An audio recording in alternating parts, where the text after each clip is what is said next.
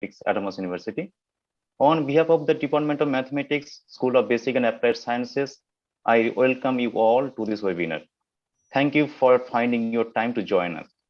Today, we have with us Professor Subhashish Chatterjee, and we will hear from him about machine learning techniques and its applications. Professor Chatterjee, very welcome to this program, and of course, welcome to our Autonomous University. Thank you so much for giving us your valuable time and sharing your knowledge on machine learning with us. So now I will request our Dean Sir, Professor J.K. Pandey, to formally welcome our speaker and all the participants to this program. Sir, sure. please, over Thank to you. Thank you, Sudeep. Good morning, everyone. Good morning, sir. Thank you for taking your time and attending this thing. On Saturday morning. I know it's always little uncomfortable, mainly for students and people like me and like HOD mathematics and faculty math. We are fine because anyway we might be working on this thing or other things. So thank you. Mainly thanks to students and all young minds who have joined us. Just for the information of sir, this is a young new university. We established in 2015.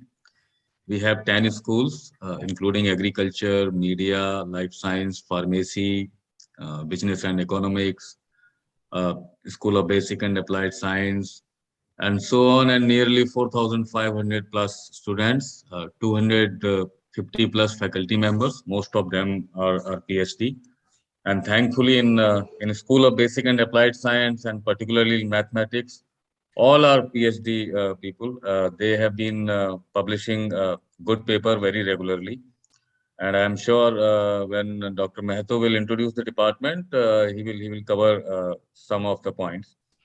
So being a very kind of nascent state, we always seek guidance by well-known, reputed person like you, sir, experienced people like you, because many of our students, they just want to know what is their career path. They just want to know whatever they are studying right now in the classroom, how it can be implemented in the real world, what's the importance of presently being taught in the class. Uh, so putting all the things together, I would say somehow mathematics is coming up again. It was a time when every second person was civil engineer or electrical engineer or mechanical engineer. But now people have realized that nothing is possible without this domain. And when we have this data science and stats together, then it is booming. Every industry, every government organization, every sector, it may be health sector, construction sector, every sector needs some person who can analyze the data, interpret the data that can help to form a decisive policy.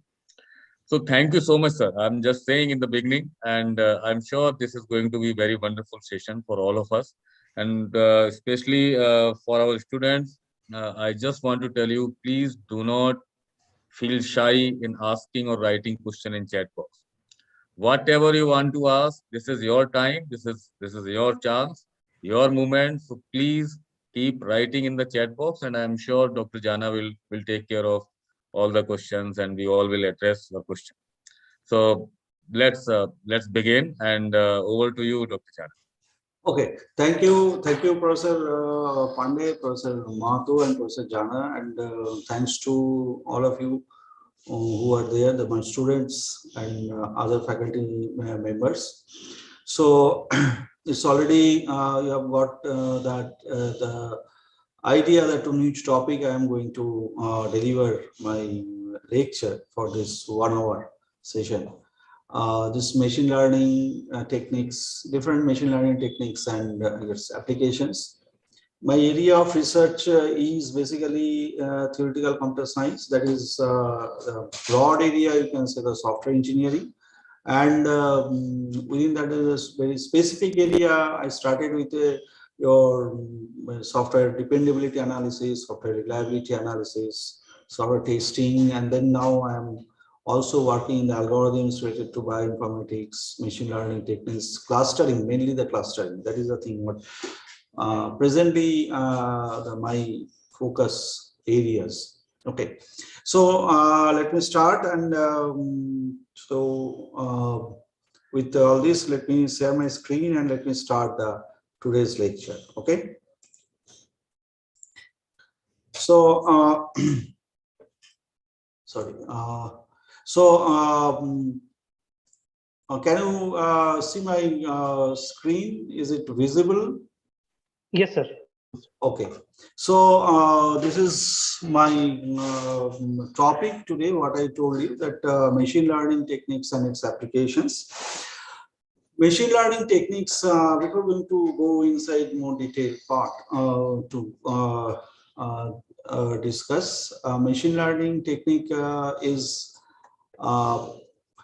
basically is a part of your AI. Nowadays, there is a lot of it's a you can discussions everywhere in every areas in every subjects, you can say engineering as well as science as well as management, even in medical sectors, in sports, everywhere they use this AI and ML. This is the two term always will hear, that AI ML, and there is another one term, that is blockchain.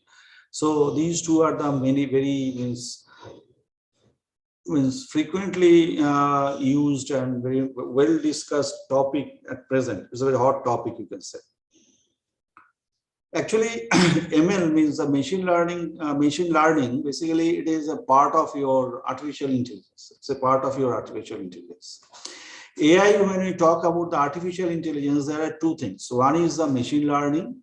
Another one part is your inference part is there. That means first you have to, if from the term, if you try to understand machine learning, if I say, so I can learn, you can learn, that we means all the human beings, you can learn. Even if we train our pets, they also can learn some other things. But machines, you have to teach the machines. You have to make the machines to learn and then to take the decision. Main part is the not only the learning, to learn and then make a decision, make an inference with your with the knowledge that machine has to make some inference about the things which you are going to analyze. Okay. So suppose in the health sector, when you are applying the machine learning techniques in the health sector, so suppose there are many things. You can go for the cancer detection, you can go for the gene classification, you can for protein classifications, you can go for the regular records maintaining in all these nowadays, all these multi-specialty hospitals, that is everything is your computerized, and if you see the doctors, they see everything in the screen, not that the reports are coming. You have done it, and say somebody has done all your reports, whatever the pathological test, whatever the radiological test, everything is there in one place. From there it is loaded, it comes to that. But how they monitor that it is yours? Okay, there are say lakhs of patients are coming every day. So everybody's reports are there, their records are there, medicines, what is given to you, that is there, and your doctor, that in which particular category, what is your problem. So everything is there, but it's not that he just simply they are doing it. There is some machine learning techniques they use such that when everybody from the outside, when you are going for online also, you can just your thing will come to the doctor, nobody other's thing will come there, and nobody can tamper your things. Okay. So this is another one way of applications in the areas of your this area is your health sector. Other than so health sector, there are many areas. One I told you, one is your that the cancer detection, which is very frequently you heard about these, protein classifications, gene classifications, then drug design. So many things are there where we use this. Sports sector, this is another one sector where we do this. Say suppose this sports sector, now a lot of machine learning people are using, like your ranking and other things. Everything is there in the sports analytics. Now, the new term is coming up that is called the sports analytics. Okay. So they basically this application of machine learning and AI. When you talk about ML, AI, ML, that means artificial intelligence. Artificial intelligence, the machine learning is a part of artificial intelligence. So first is the machine learning. With these different machine learning techniques, you have to train the machine, your system, and then your computer, the system. Finally, after learning, that means after training, it will be able to do the analysis with some new, already unknown data. If you feed to that, then they can infer something. They can do some predictions, some analysis from that. And along with this, some inference. That means there we use the fuzzy rule base. Okay, so you have to generate the rule base. So two things together. So one, you are training with this machine learning technique, and then you are giving your rule base, and then the machine is taking that your action, whatever, like a human being, whatever we think we have, the decisions we take, like that is the AI part, artificial intelligence part. So two things are together. Now, when we talk about the machine learning, that machine learning, there are the term is not very new. Nowadays we use machine learning. But if you see these techniques which are there inside, today I will discuss some of the techniques. You will see these are all there in the statistics. Machine learning, mostly statistics. Now, where is the computer science here? The first is the statistical things has been, now the algorithm has been developed based on all those statistical analysis, all those statistical methods or even techniques, and these algorithms has been developed and it has been implemented. So that is the computer science part, and this is the statistics or mathematics part. So two are clubbed together. So this, if you see, this techniques are all old statistical techniques. You may have heard it in the statistics, or you may have used that in the statistics, in your statistics class.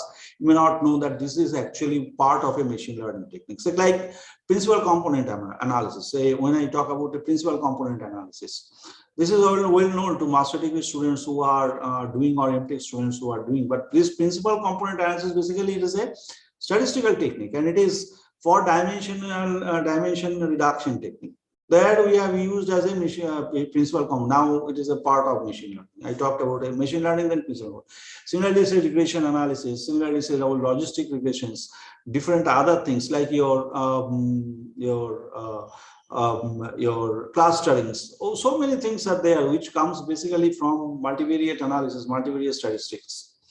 There are other techniques which are there, like your, so suppose neural network. When you talk about the inside mathematics, if you see, that is a nonlinear regressions. Well, mainly it is the nonlinear regressions going on there. Inside part in the entire mathematics, if you see, the inside mathematics is a lot of partial differential equations, and then partial derivatives, partial differential equation, mainly partial derivatives, chain rule of partial derivatives, then nonlinear regressions, multivariate analysis that is there, and along with that, another part of mathematics is there. That is also known to you, but you don't know that we use it in. You may not know that we use it as a machine learning. That is a linear algebra. Okay, so everything was there. We have studied. Maybe in the undergraduate the level, or maybe the postgraduate level, but the techniques has been now renamed, you can say, as a machine learning techniques. Okay, so machine learning is the study of computer algorithms that improve automatically through experience. It is seen as a subset of artificial intelligence. That is the exact what thing I told you, that machine learning is a part of artificial intelligence. Artificial intelligence, there are two things. One is machine learning, one is that inference part, that is a soft computing. Okay, together it gives artificial intelligence. So machine learning algorithms builds a mathematical model based on sample data known as training data in order to keep predictions or decisions without being explicitly programmed to do so. Means what? Machine learning algorithms, whatever the algorithms are there. That means, suppose if I say there are different SVM. Okay, say decision tree. Say suppose clustering algorithms, or so suppose logistic regressions based algorithm. So that implementation of that means algorithm is nothing but some well-defined steps which we can implement in the system, which you can code with your some languages, and then you can do. Now, in case of machine learning techniques, if you want to implement those or say machine learning, deep learning, AI, artificial intelligence, neural network, Everything we do by the Python or by R, or maybe in some cases with the MATLAB, but Python is the better one which we use. So that is the thing. The second point, it says that the algorithm is built as a mathematical model based on sample data. That means you have a data set. Suppose 10,000 data are there. So they huge data. So suppose it is your health sector data, or so suppose the market analysis, or suppose the stock market, or suppose even other places, manufacturing science, or any other places, wherever you want to use. Or so suppose your business analytics. So where you can do this use this machine learning technique. So there, all these things, when you are it's a huge set of data are there. It's not that you only 100, 500, 200 data or 50 data points. So lakhs of data. So think about your Big Bazaar. Think about Big Bazaar. Then what not? You will not get. You will get everything. You will get a needle. You will get a means the sui. What we used to say use for stitching. You will get the broom. You will get everything. Grocery, fruits, vegetables. Day to day, every item, everything. Even for the car and other thing. Every accessories. You go to the metro cities. May not be in the small cities, the Big Bazaar may not keep everything, but in the go to the Bombay or in the Kolkata, Delhi, Bangalore, all these big malls, you will get all these things, okay, in under one roof. So there are a lot of machine learning techniques they use. Say Amazon, if you see, now if you even the Swiggy, when you see there, they're tracking your order is going here and there. So all this there, it is, there's the analytics part is involved there. So this, the huge data is there. So part of the data is used for training your system. That is by how you will train it using these machine learning techniques. So first you train your machine with these machine learning algorithms. Maybe you have a 2 lakhs data. Out of that, suppose 1 lakh data used for your training, and then rest part of the data is implemented for your testing part, whether the machine is giving on correctly or not. And then that, now you give a totally new set of data, totally unknown set of data, and see how your machine is working with that learning already has. Now, whether that learning, that machine can really do a proper analysis or predictions or classifications, whatever the analysis is required, whether that machine can do that part or not. That is the second thing. The third one is the term machine learning was coined 19. It is just history, how it has came, what time it has came in that part. Okay. Now, next is your, this is another one. These are all different people who are very famous and famous to make the machine learning techniques, who brought machine learning in that limelight and using for basically the in the e-commerce it was used, and other than that, now everywhere we use this one. Okay. So a computer program definition, how they have given it, a computer program is said to learn from the experience E with respect to some class of task T and performance measure P if its performance at task in T as measured by P improves with experience. This is the way how Mitchell has defined the machine learning. So machine learning techniques as used in different. These are few things I have told you in the last point. If you see email filtering, suppose spam. So how, if you see, if your mailbox, if you open, in the spam, lot of mails are going. How they do that? It's not that you are sending. Automatically that your the mail, which domain you are using, so maybe the Rediff, maybe your Gmail or maybe Yahoo Mail, they have some technique and they use that, they identify is a spam mail or is the actual email. So it will go, which are spam, that will go to the spam, and which is required. That it's not that we always it will do better one. Sometimes correct email also goes, or actually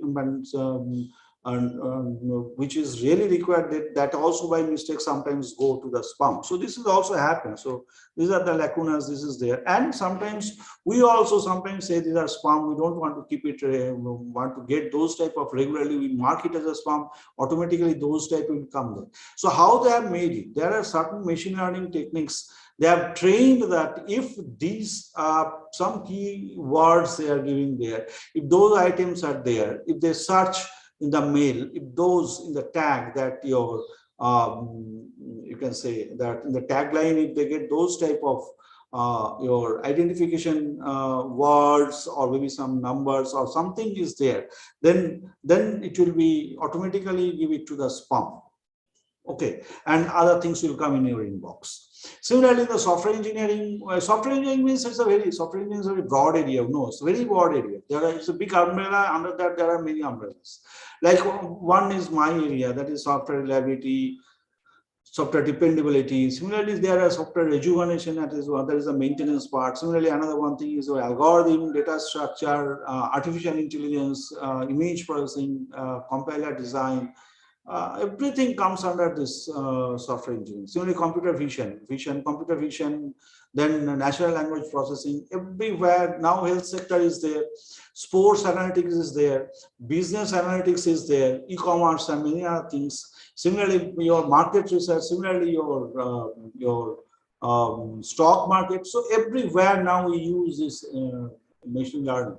Even now the movies people are using that, the design also people are using. So not many places, everywhere we use this machine learning technique. So what we used to do basically, instead of doing manually, we try to give some artificially, we try to give some intelligence to our system, and then such that it itself can take the decision and predict and give you the result. Okay. And to do that, we need some training the systems. The training has been done by this machine learning techniques. Okay.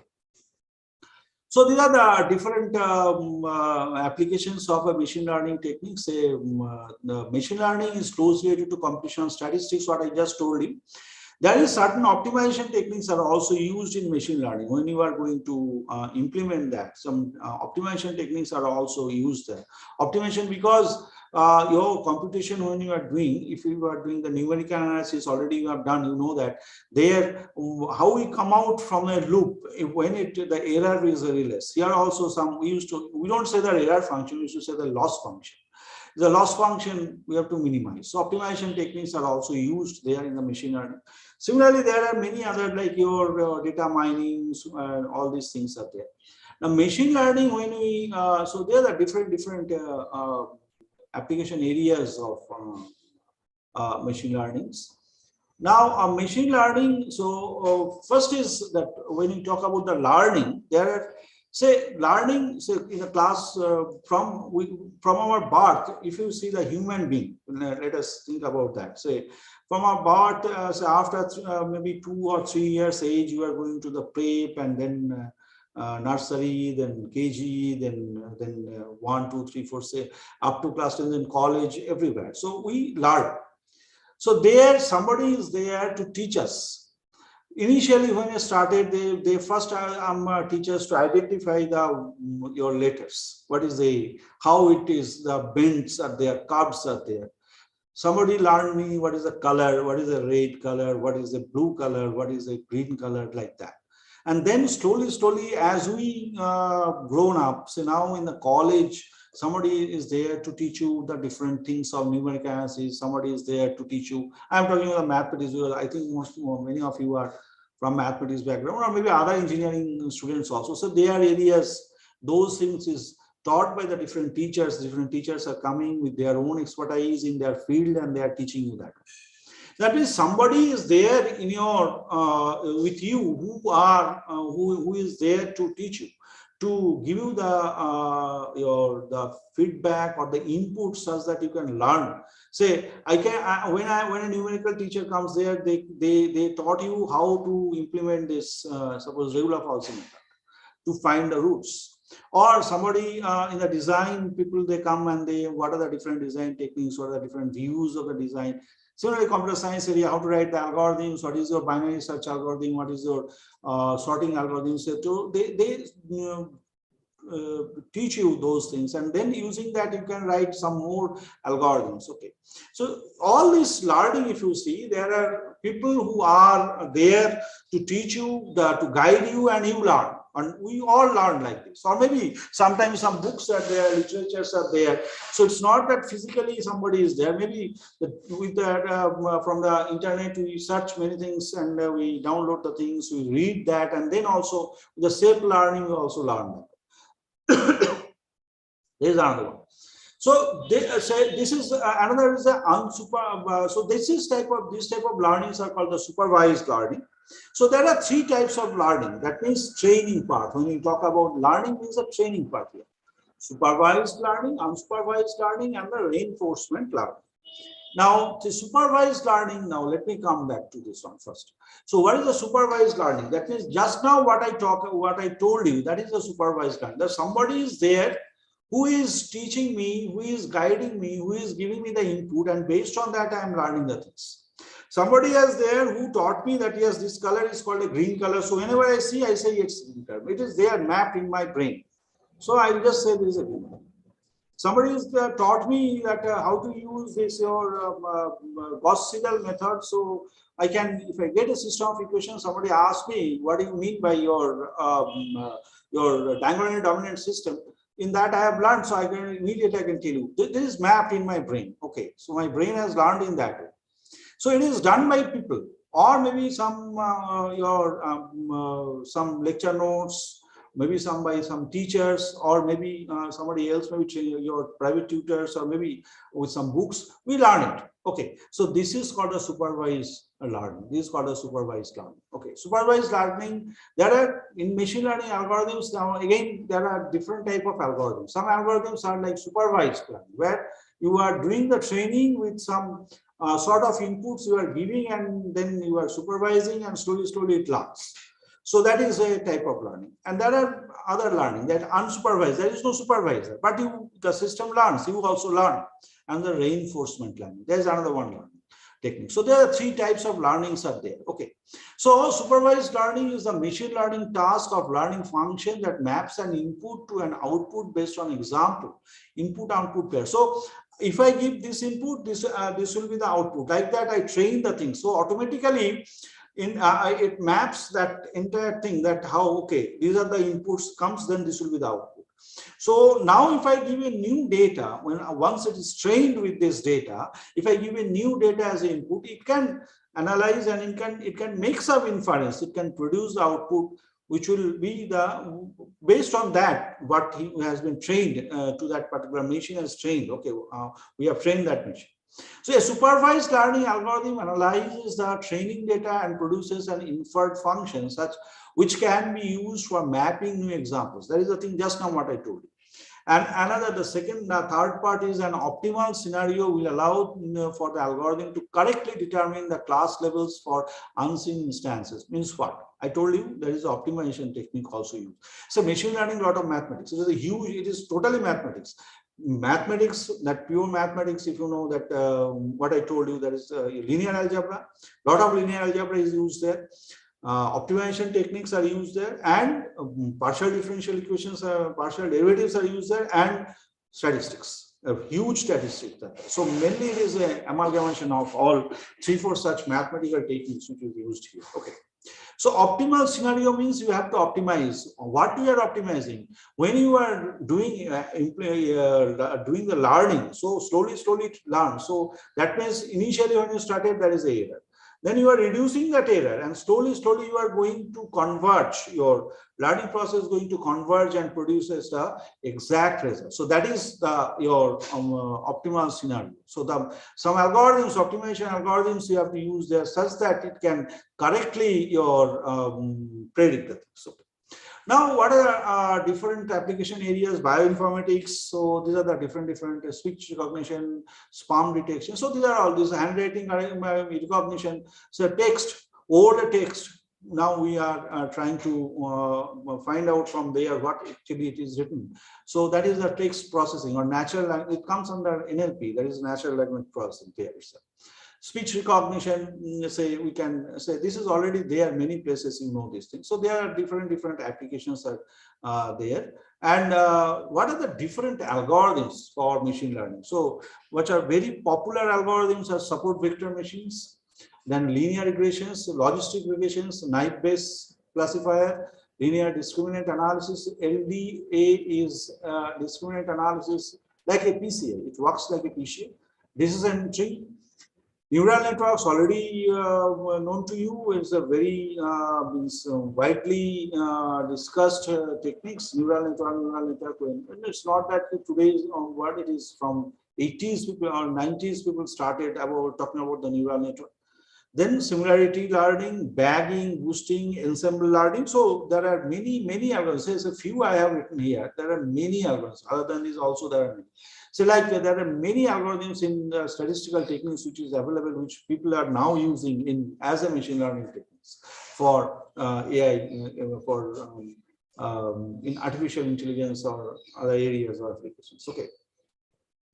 Now, what are the different steps to solve the problems for supervised learning? Supervised means some supervisor is there. In front of that, the machine is learned. You learn, we learn similarly like that. Okay.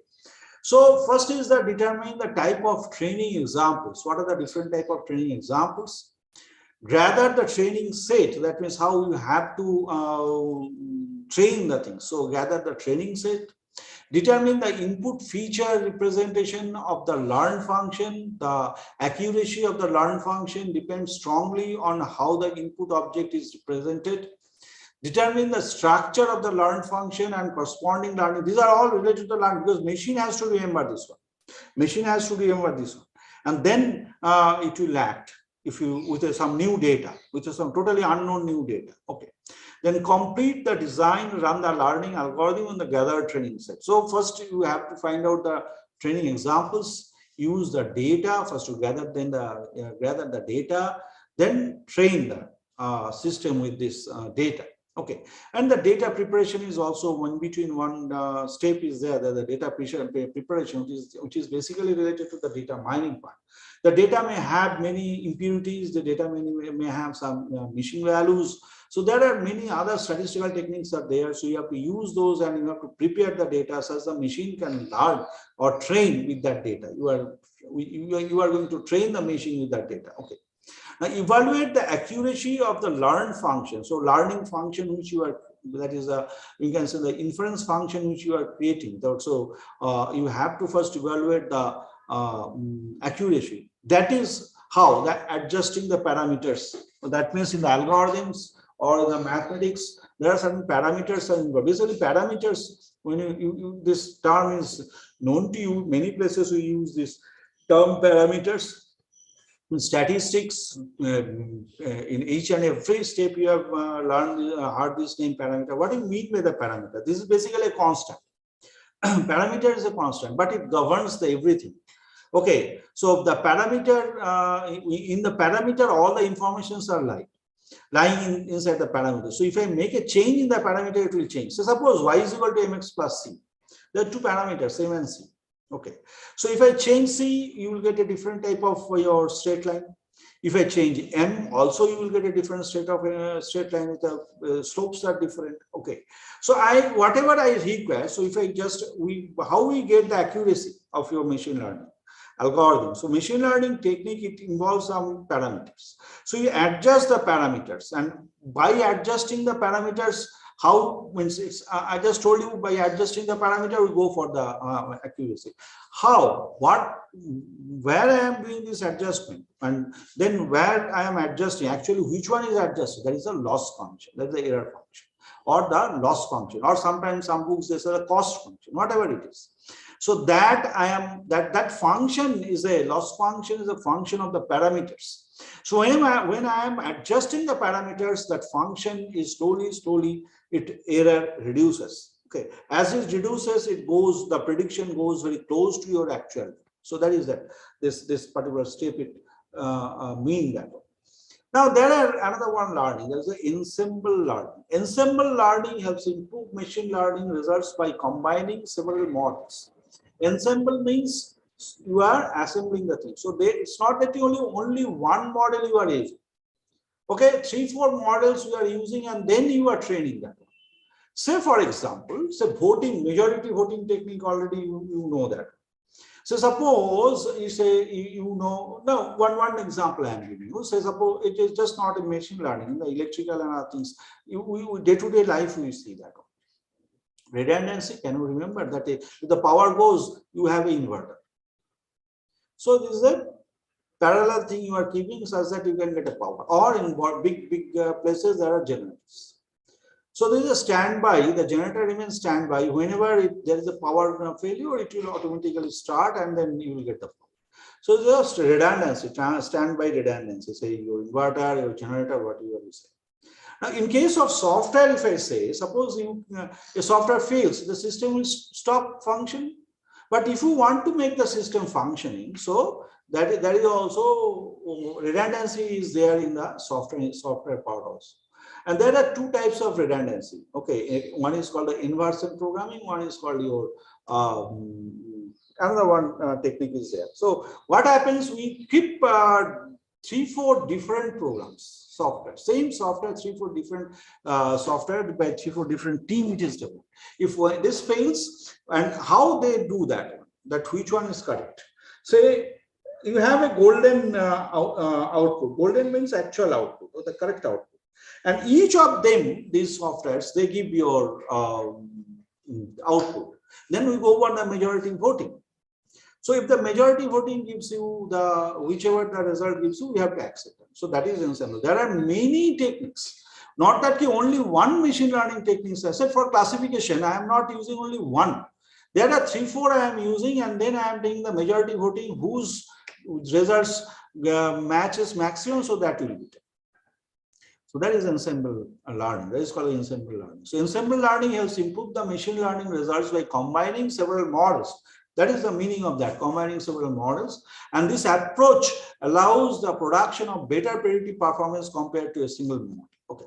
So ensemble method are meta algorithms that combine several machine learning techniques into a predictive model in order to decrease variance. Variance means the diversity. Okay, so decrease the diversity, variance, that means goes to very close. That is the bagging part used to say, and bias, that is called the boosting. That means biasness also reduces or improve prediction. That is the stacking. So there are 3 terms: bagging, boosting, and stacking. These are all machine learning terms. Okay, and algorithms are there related to this. Now, what are the different type of your ensemble methods? These are ensemble, these are your supervised learning techniques. So they are all mostly supervised learning techniques. Okay. So clubbed together, different type of supervised learning techniques are clubbed together. So ensemble methods can be divided into groups. Sequential ensemble methods, where the base learners are generated sequentially. This is one algorithm. AdaBoost is a very famous algorithm. Okay. So sequentially you are doing that one. That is the basic motivation of sequential method is to exploit the dependency between the base learners. And then the parallel ensemble methods are there. This is sequentially, another one is the parallelly. Parallelly things are working. Random forest. One example is a random forest. These terms you are very much familiar, random forest with this. So that parallelly you are using different algorithms, and then you are making this one. So parallel method is to exploit the independency between the base learners, since the error can be reduced dramatically by averaging. Okay, base learner means initially you are going to start with one algorithm. You got a result. So that is the base. That is the base learner, and then one by one other algorithms, and then see how you improve that one.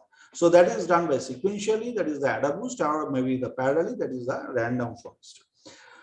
There is another term I told you. What is bagging? These are all machine learning techniques. Okay, bagging involves having each model in the ensemble vote with equal weight. I told you voting is there, so that is the thing. So majority voting. In order to promote model variance, that means to reduce the model variance, bagging trains each model in the ensemble using a randomly drawn subset of training sets. So there are many models. In a particular bag, there are many models. So now each model you are training that one randomly. Okay, and randomly you select that training set, and then you train that. As an example, the random forest algorithm combines random decision trees with a bagging to achieve very high classification. What are the advantages are there? Everything has advantage and as well as disadvantages. It cannot be that every algorithm will have, or every method will have all advantages. No. So that's why there are different methods are there.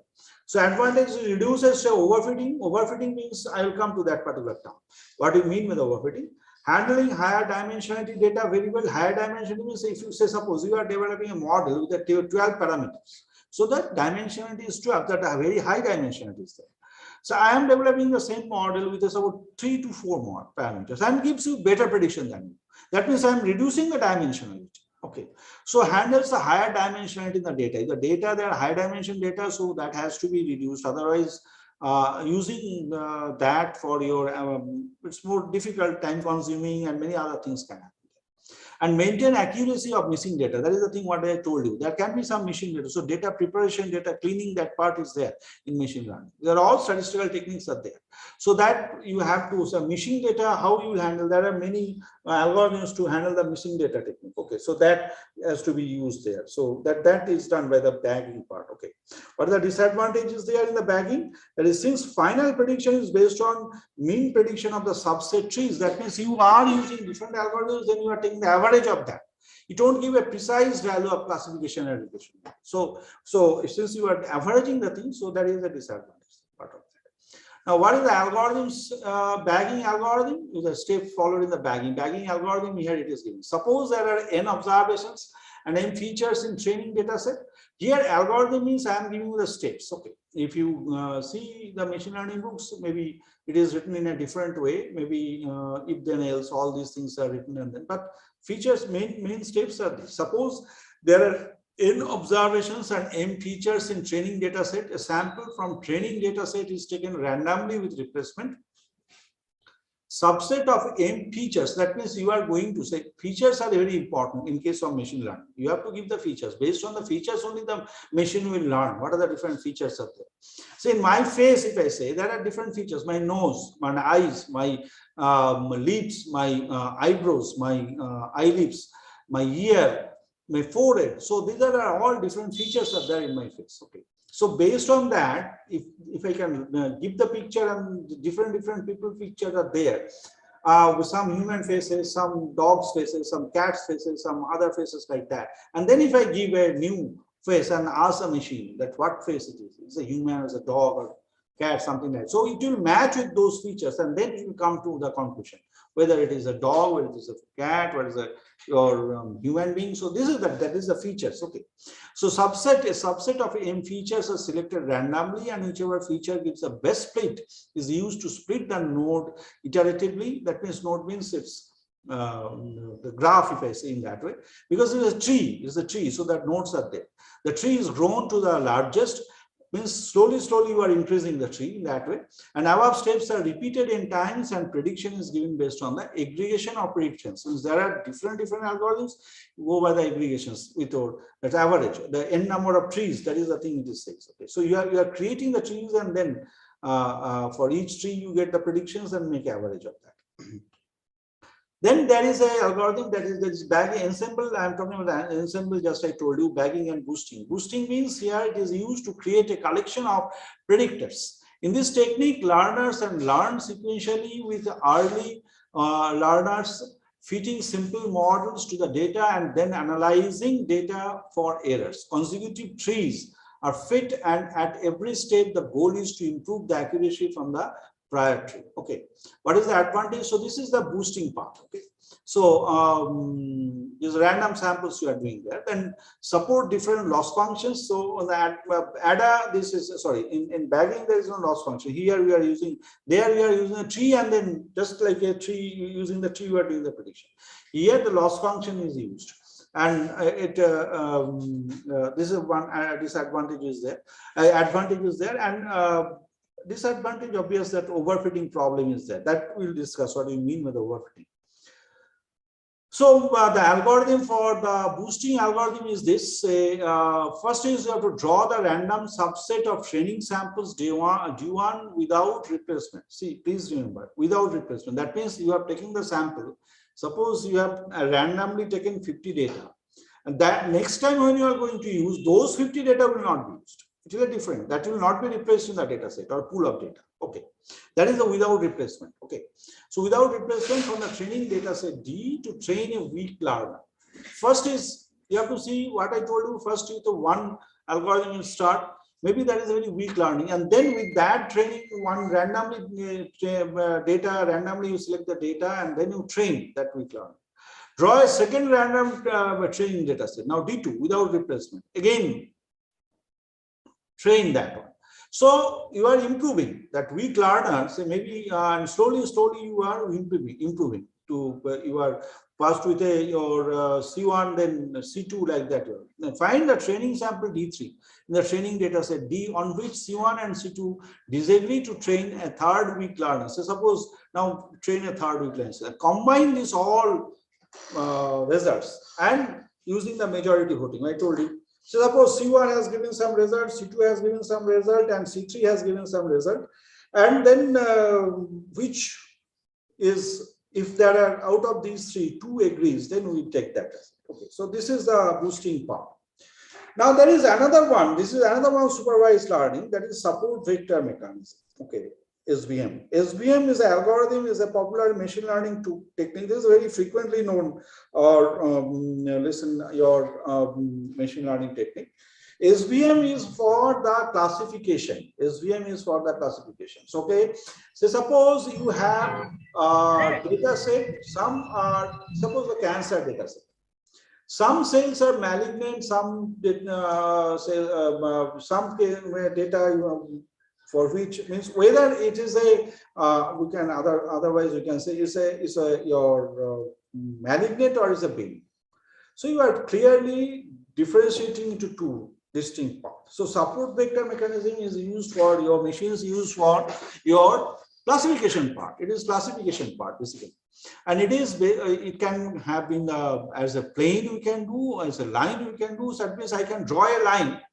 In the line above the line 1 category, below the line 1 category. Similarly, if I draw a plane, say above the plane 1 category, below the plane 1 category. This is so linear. Similarly, you can have a non-linear. So we can have the curved lines. So different part of the curved line, you have different points. So each of them makes different categories. Okay. So that is support vector mechanism. So this is the algorithm. This is also your supervised learning technique. Okay.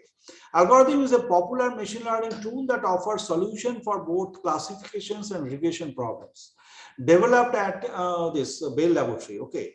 Now application of this, what this is, you see there are different your applications you can use in the text recognition or in NLP. You can use for image classifications, satellite data classification, handwritten text characters classification. In many places where classifications we do, you can use this SVM. So very useful technique SVM it is. What are the different type of SVM that I told you? Linear SVM and non-linear SVM. Linear means either by a line, I am drawing a line among the data, and then I am separating that one based on the distance from the line which are very close, they are 1 category. From the line which are very far away, they are another one. So category like that. So linear SVM is used for linearly separable data. So say this is again a linear algebra. Linear is a linearly separable set. I am not going to in detail of that. So you have to just go through in any linear algebra book what we mean by linearly separable sets from that concept is used here. So linear SVM is used for linear separable data, which means if a data set can be classified into 2 classes by using a single straight line, then such data is termed as linearly separable data, and classifier is used called as a linear SVM classifier. So here I can draw a line, I can draw a plane. So that is a linear classifier. Similarly, there can be nonlinear. So nonlinear is more complex. So that means your curve, okay, you are doing a curved line, and each part of the curved line there are different points. Like that you are making. There are many classifiers. It's not that only 2. Okay, in a linear I am doing 2, either this or this, with a plane or the line. But in the curve, so there can be more than 2. Okay, there can be more than 2. So nonlinear SVM is used for non-linearly separated data, which means if a data set cannot be classified by using a straight line. So the data is given in such a way that just if I pass a straight line, it cannot separate that. Then such a data termed as a nonlinear data, and the classifier used is called nonlinear SVM classifier. So you see this one. This is one example. Support vector means that means what just I was telling. So this is a line. Okay, this is a straight line, or maybe think about it in 2 dimensions, a line, 3 dimensions, a plane. So this is a support. There are the data points. This is the data point. These are support vectors. Okay. Now this optimal hyperplane I have drawn here. Now you see this clearly distinguishes in the two categories. Okay. So this is the nearest part and others are very far. So this is the line. So now this is one broad classification. I can make one group is this. I can make one group of this. Now here it is very easy. I can just draw a line or a plane. I can classify like this.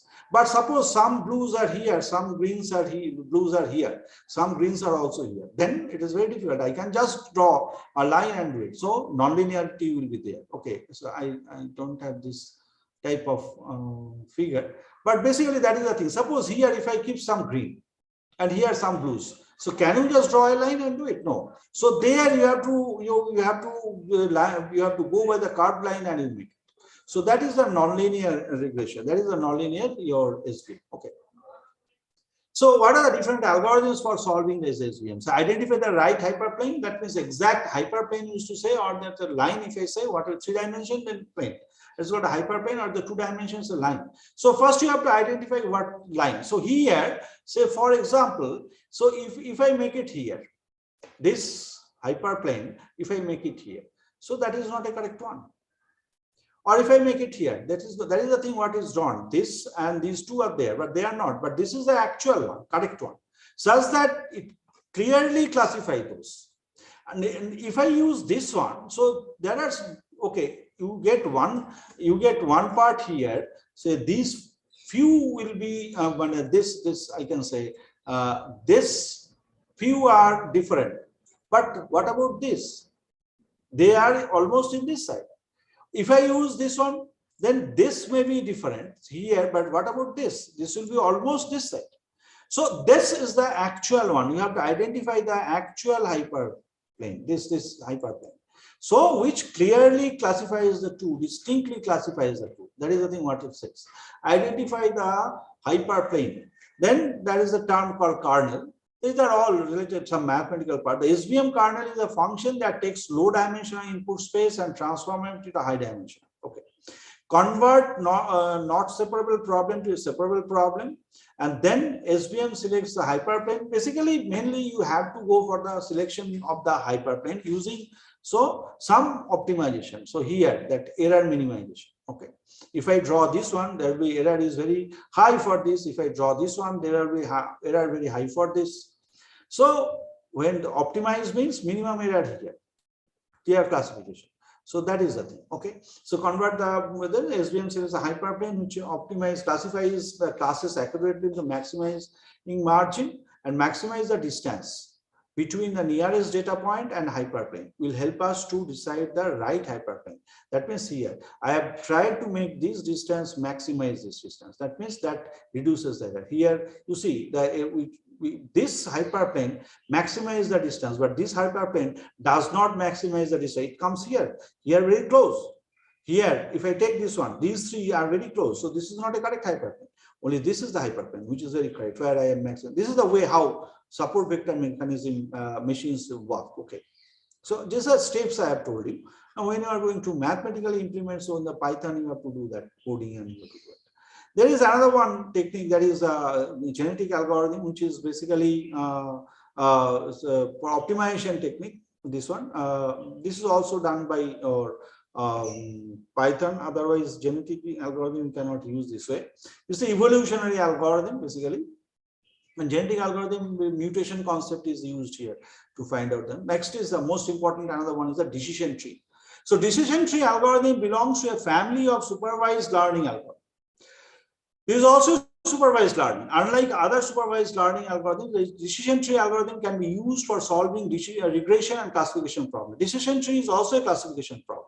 So there are certain rules. We frame the rules, and based on that, you have to take the decision. And we make a tree sort of structure. Type of decision tree, categorical variable, that means not numerical. Categorical data, the decision tree can be used for the categorical data also. Another one is the continuous variable decision tree. When decision tree has a continuous target variables, then it's called a continuous. Categorical data, then is a categorical decision tree. See that this is a decision tree. This is a root node. We are splitting. This is one decision based on certain your conditions. you have split it. This is one decision node, this is another one decision node. Now from here, again, this is a terminal node. Here, so suppose today is sunny day. So a sunny day means there are certain features, and rainy day. So I cannot classify in that. Say if it is a data is your totally benign, this is not your very means some data can some cases can be your malignant. Some are overlapping, not that dangerous state. That means it is now started. It may not be in the fourth stage of cancer. So these classifications we are making that one. So this is the decision tree we are making. Okay. So one decision this is a one subset tree you have made. Okay. Similarly, there you make a decision. Now this is one subset. Similarly, from here again one decision. So this is one subset. So like that we make a different subset. These algorithm applications of these few applications will be shown by my students. Let me just finish this part. So what are the different assumptions in a decision tree? In the beginning, the whole training set is considered as a root. The feature values are preferred to be categorical. If the values are continuous, then they are discretized prior building, because decision tree mainly deals with the discrete. So categorical, it works very well. If it is a continuous, then you have to discretize, and then you apply this decision tree, your algorithms. Okay, and these are the different assumptions for decision tree. Next is the decision tree algorithm. It begins with the original set S as the root node that I here I have shown. This is the original set, the root node. Okay. Then here what happens? You on each iteration of the algorithm, it iterates through the very unused attributes of the set S and calculate the entropy. Here there is a function called as the entropy. Entropy is related to the informations. Okay, it's not the physics entropy. Okay, so related to it comes from the maximum likelihood estimation part. So entropy is denoted by H. Some books they use the E, whatever you want, and information gain. Okay, that is IG of this attribute. So one particular attribute, what is its entropy? What is the information gain for that? And it then selects the attribute which has the smallest entropy. Then you select for each your attributes. You have calculated those things. And then for each attribute, then you see for which attribute the entropy is very less, and our largest in or say IG, the information gain is very high. The set S is then split. Entropy must be very minimum. Okay, entropy is high. No, it is not accepted. The set S is then split by the selected attribute to produce the subset of the data. It is like this. Here I've calculated for this what are the attributes for that. You calculated, then split in these two categories, and like that the splitting goes. Okay, so. And then the algorithm continues to recursive algorithm, recur for each subset considering only the attributes never selected before. So first some attributes you have selected, then using that you complete it, then you go for the other attributes which is not selected, calculate all those entropies and complete like this. Okay, so it continues. So how this entropy is calculated and what is the definition? Entropy is the measure of uncertainty of a random variable. It characterizes the impurity of a arbitrary collections of examples. The higher the entropy, more the information. How we define? Suppose S is a set of instances, A is an attribute, S is a subset of V. These are mathematical. From here itself you can see. So gain, that is your information gain, if you say entropy S minus, these are just cardinality of these two. So with examples it will be more clear to you. So then the gain is calculated. So entropy is this calculated, the gain is calculated with this one. And now these examples I have given those, so she will explain with that one. Another one technique is a Bayesian belief network. Bayesian belief was supervised. Okay, here we have to use a directed graph and conditional probability. We take the conditional probability. Okay, so probability of A given B. So input is given and then conditional. The season, it can be allergies, it can be rainy seasons, the umbrella is required. If umbrella is required, then the rain is there, then this is also matching. So rain, then grass will be grown there. So if the rain, dog barks, maybe, may not be. Cat may hide or may not be. So if rain, then these are the different things. It can go in that way. Okay. This is the atmospheric pressure for which the rain will occur. So rainy season, atmospheric pressure, the rain will occur. If the season is the allergic season, the different one. If the rain occurs, now from here we require an umbrella or rain. Also, these things, other things can happen. Now, this is very, it can occur, and these two are very common. This may not. Okay. So this is an acyclic directed graph, and here also we make a probability table. This is a dependency relationship. That is conditional probability. We take a BBN, means Bayesian belief network.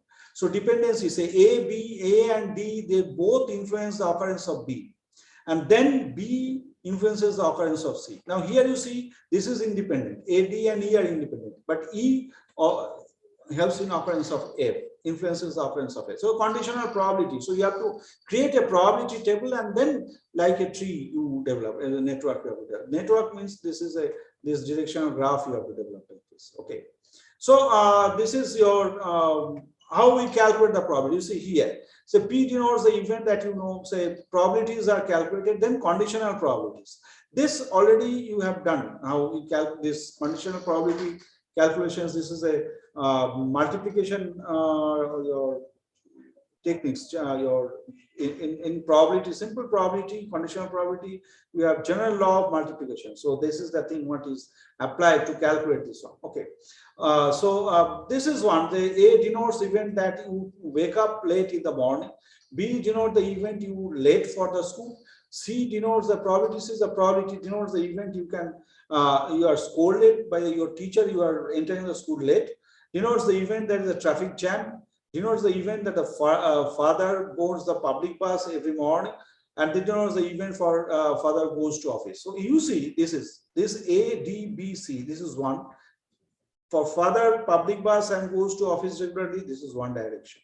You get here the pay denotes the event that you wake up late in the morning. So this is one event. Then other things what can happen denotes the event you go to the late. So if you late riser, go to the school late. Next, another one event denote the event you scolded by the teacher. This is also happens here. This is also happens here. Was scolded by teacher, because these are all linked. Now another one, D denote the event that is a traffic jam. Now if the traffic jam occurs, you may not be the late riser. You may be early riser, but due to traffic jam, you goes to school late, and then you get the scolding. So this is another one. Okay, and this is the totally different one. So how they are related, events are related, and then from here you have to calculate the probabilities, conditional probabilities, and then make the analysis from there, make the inference. So these are all supervised learning. Now let us come back to the unsupervised learning. Unsupervised learning is a type of machine learning that looks for previously undetected pattern. That means what? Nobody is there to guide. You see a situation, there is no teacher. You have to learn. You read and then you learn. You read or you see the movies, you see the different lectures and different literatures. So there is no supervisor for learning to teach you. This is unsupervised learning. So it's a type of machine learning that looks for previously undetected pattern in a data set with no pre-existing labels and with minimum of human supervision. So you don't have anything in front of you, no human supervision, no pre-existing level, and then you are learning. This is class studying. One unsupervised studying technique is there. This is a class study. Okay. Then another one thing, in contrast to supervised learning that usually make use of human level data, unsupervised learning, also known as self-recognized, allows for modeling of probability densities of various inputs. So it is better than, obviously depends. Basically, unsupervised learning, where I go for unsupervised, where I will go for supervised, that depends on the application area. But obvious, it is more better than the supervised, where there you are always, somebody is helping you. Here there is nothing. Okay.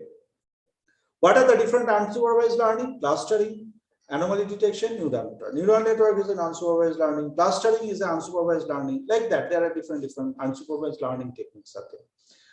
So what are the different clustering techniques? Clustering means you are making the grouping. Okay, the cluster of, suppose, electrical engineers. So they are all electrical engineers becomes in. So suppose first is the set of all engineers, set of all students. Okay, graduate students.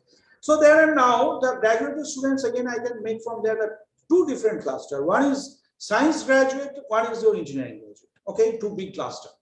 Now then from the big cluster, again in that science cluster, I can make a cluster of people who have done and graduated with the physics, graduated with the maths, graduated with the statistics, graduated with the chemistry, biology, like that, different clusters, different groups, small groups. Similarly, in the engineering, graduated with the mechanical, electrical, electronics, small groups. So that is we are making the different clusters. Okay. So these are the very famous clustering techniques. There can be many more clustering techniques: centroid-based clustering, density-based clustering, distribution-based clustering, hierarchical clustering, k-nearest. This is the very known cases for you. Other than these clustering techniques, centroid-based clustering technique also very known or frequently used. That is your k-means clustering and other things that you are familiar with. Now, what are these unsupervised learning? Use a neural network using different learning rules are there. Clustering is used for different other part. Neural network is used for prediction purposes, for classification purposes, for recognition purposes, for your feature extraction purposes. Nowadays, deep learning is there. That is convolution neural network, recurrent neural network are there for image processing, for your speech processing, for your satellite data analysis. So many places we use this. Clustering is used for prediction in the medical science, say cancer cell detection. There clustering you can use. Say your gene classification, you go for clustering. Drug design, you can use clustering. Similarly, your protein classification, you can use clustering. So there are, and then outlier dissection is also there. When you are going to do the clustering, this outlier means which is not belong to that particular class or cluster. It will be in a different. So that outlier has to be detected. Okay. Now this is KNN algorithm. That is k-nearest labeled algorithm. So you see that how the KNN works. The KNN is a non-parametric algorithm. And non-parametric means there is no parameter involved in that. Non-parametric cases, okay, for underlying data distribution, it is basically totally based on the data. There is no parameter. The mean, variance is a parameter in the statistics. Similarly, there are different constants are there, but nothing like that is involved in this. It is totally based on the data.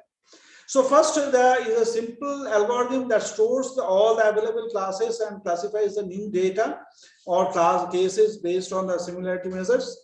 And then to determine which of the k instances in the training data set are most similar to a new input, a distance measure is used for real valued input variables.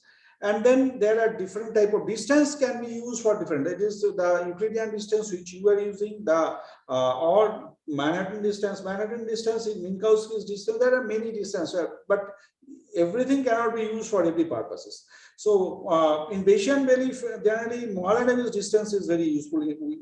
Moore-Davis has given a distance formula. So that is used. In some cases, Manhattan also gives a better result. In most of the cases, we use this our distance, which are Euclidean distance, which we are familiar with. So basically, when you are making the k nearest neighbor, first you take a particular point and see which are, then calculate the distance of the other points, and which are very close, make a cluster with that. That means they are similar. So this is an example of this. Say first these three we have taken. Now then see the distance between this. Then you added more three. Okay, this is the class A, class B. Then now, so you are making a cluster like this. First this point, then these distances you have taken. Then they comes under this. Now again you have taken, now k has been changed to 6. Again these calculations are there. So like that you are making the different clusters. Okay. So this will be also just showing the algorithm. You may not get the idea for the things. If you just, if somebody with the example explain, it will be more useful for you how we can implement those things.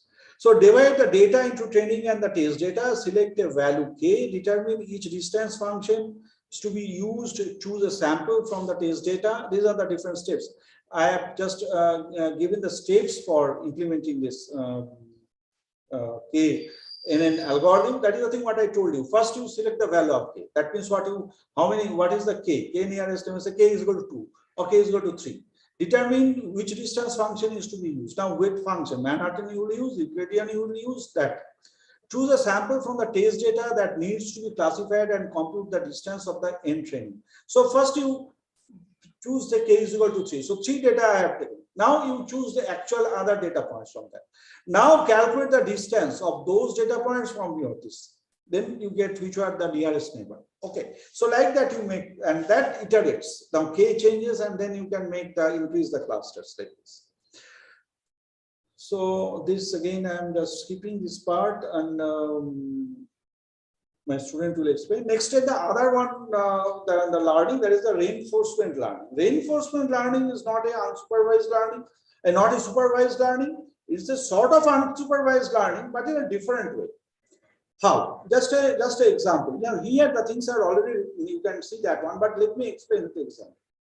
Suppose you have a pet, the dog is there. Many of us, we keep the dogs or cats in our house.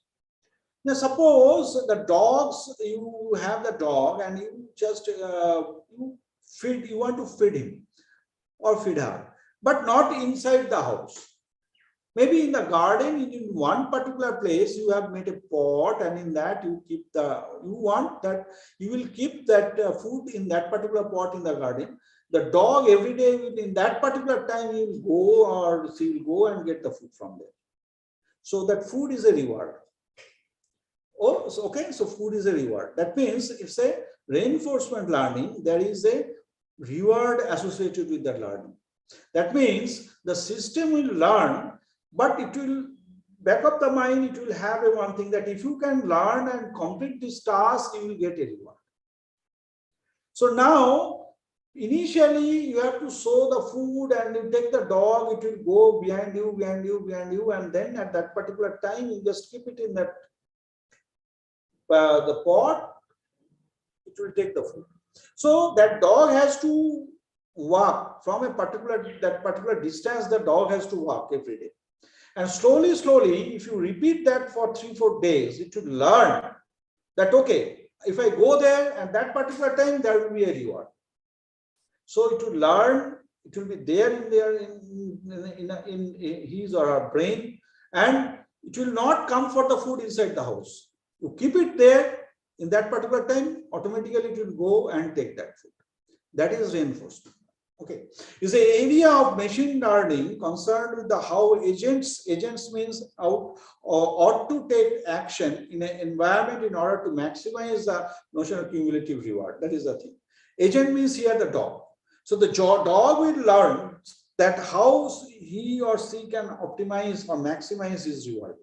Okay, so automatically it will go at that particular time there in that place. It know that the food is there, will take the food. So it will every day it will learn, go there. Similarly, if you in the evening you take the dog for a walk and in a particular remote place, every day you take there to complete his natural calls, so automatically it will do that. This is reinforcement learning. Okay, so environment is a typical stated in the form of a Markov decision process. So this is another one highly hardcore mathematical statistical part. So reinforcement learning, there are a lot of Markov algorithms that are used here. Okay, I'm not going to more detail about all this part. Say what are the different applications areas that is given, different your applications of reinforcement learning. Neural network, there it is reinforcement learning is used also. Now let me come to this one, overfitting, underfitting. This is another one concept which is very, somebody may ask you what do you mean by the overfitting, underfitting. Overfitting and underfitting are the two basic problems of machine learning, and specifically in neural network and deep learning. These two very frequently occurs. What do you mean with the underfitting? Underfitting means what it says, that it typically refers to a model that has not been trained sufficiently. This could be due to the insufficient training time or data and was simply not trained properly. So the model underfits, that means performs very poorly. Okay, this is underfitting. That means you couldn't train the system in a proper way, adequately, either due to the shortage of time or due to the shortage of data. So automatically it will always, when you give an unknown data, it performs very poor. It performs poorly. So this is an underfitting.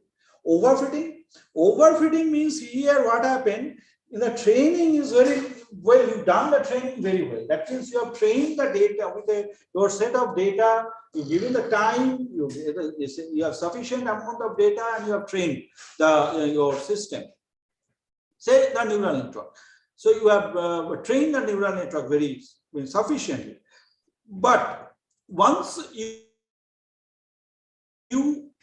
after training, once you give a different data set, totally new data set, give it to that, and then the network performs badly. This is overfitting. This is the overfitting problem. Okay, so refers to the model that trained too much on the particulars of the training data, and model that is overfit will not perform well on the new or a total unknown data set. So it works very well in the training data, but it cannot work very well. It will not work on the totally unknown data set. That is called overfitting. So there are the two types of problem, but this is not that much. But this is a very alarming problem in case of neural network. Underfitting, overfitting very frequently occurs. Now this underfit, these are two very extreme cases. So you have to reduce this overfitting problems. So to reduce this one, there are different type of things. Either you train with the more data sets.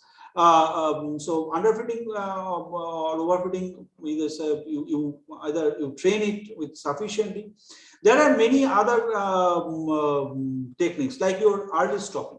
That means if you see that, okay, you are training, and then you see that it is now diverging, it is not going to converge or not going to give you the good result, stop there immediately, the training, stop there. This is one technique. Another one is the regularization. Regularization, there are certain constant term is added, that is called the regularization term, added in your error function term, that is the loss function term, and then it reduces the overfitting problem. Or another thing is the remove. Remove means here what happens, that is called the dropout method. Okay, in the book you will get a dropout. Here I have written remove features is a dropout. So randomly you drop out some of the features and then train, and then keeping those, you randomly drop out some other things and then train. So like that you continue such that you can get a better result. So these are the different techniques which are used for your handle with these overfitting problems. But this is very good, and it gives a very good result in that way. But this problem persists. So this is by drawing the graphs, I can show you what we mean by the underfit. This is optimum, actual. It goes very close, but it is your overfitting problem. So diverges. Okay. So there are many more things that are there. Can I stop now and ask her to explain with some examples?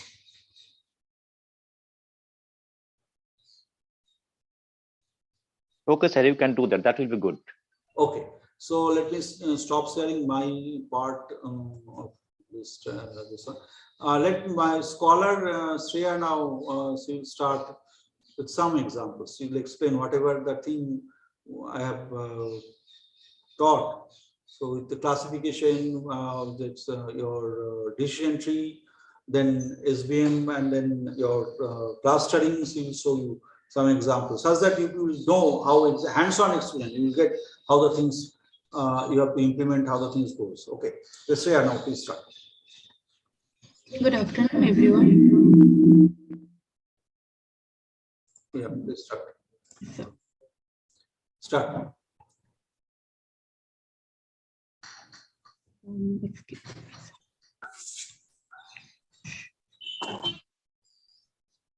Service tree.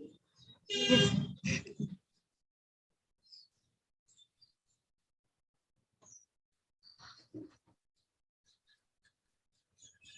Good afternoon, everyone. So, Sir has given a very detailed discussion about all important topics in machine learning. So, I'll just give you 4 small examples about how it can be implemented. So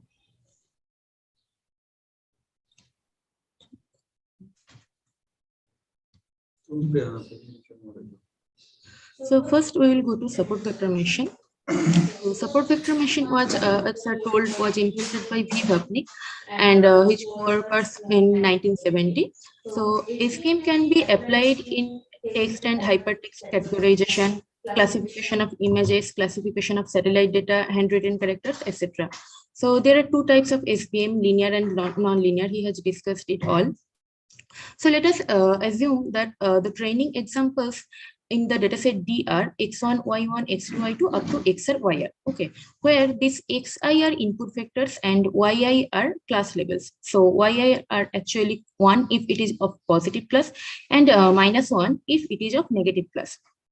So the job of SVM is to find a linear function which is of the form fx. The form of fx is given here. You can see inner product of w dot x plus b, and this function will discriminate the two classes. So the hyperplane that separates the positive class and negative class in an SVM, these are given by this equation, and it is also called a decision boundary or decision surface. According to if it is linear, then it is a decision boundary, and if it is non-linear, then it becomes a decision surface. Okay, so you can see that if this is a negative data and if this is positive data, then there are many hyperplanes possible in between these two data sets. So how will we choose that which one is the optimal? So this is the actual job of SVM. SVM looks for the separating hyperplane which has the largest margin. Okay, so and this largest margin actually minimizes the error bound. Okay, so yes, here you can see that is this is one hyperplane, this is another hyperplane, but this is the actual optimal hyperplane. Okay, they see this margin is greatest according to this hyperplane. Okay, so yes.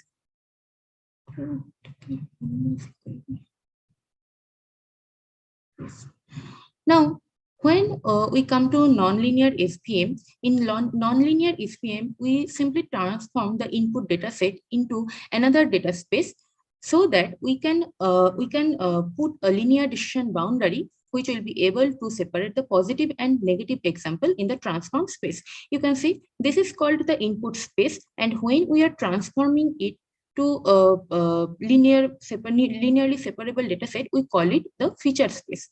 Okay, so I will now show a little example of how SVM can be used. Okay. So I will apply the SVM on this iris dataset. Dataset. This is iris versicolor, iris setosa, and iris virginica. This is a this dataset has 3 classes. These are the 3 classes, and these classes are defined based on the sepal length, sepal width, and petal length. And petal width. Okay, so I'm going to MATLAB. Okay, so you can see that I am loading the Fisher iris dataset and I am running this program.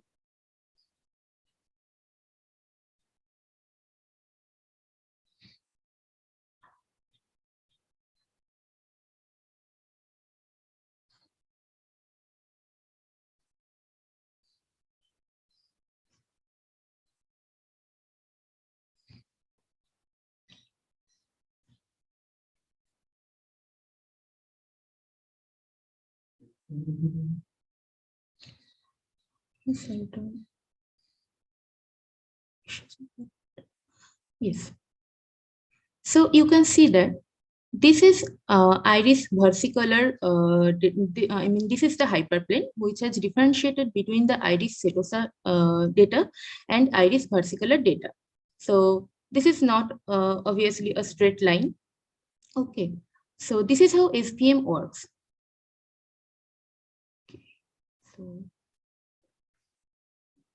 next we are going to decision tree. Now, decision tree is a supervised learning algorithm which can be used to solve both regression problem and classification problems. Okay, and decision tree can be used in real life like engineering, civil planning, law, and business. Decision tree helps us access prospective growth of opportunities, and using this we can find demographic data to find prospective clients, and it also serves as a support tool in several fields. We consider this data set. Okay, this is a loan data.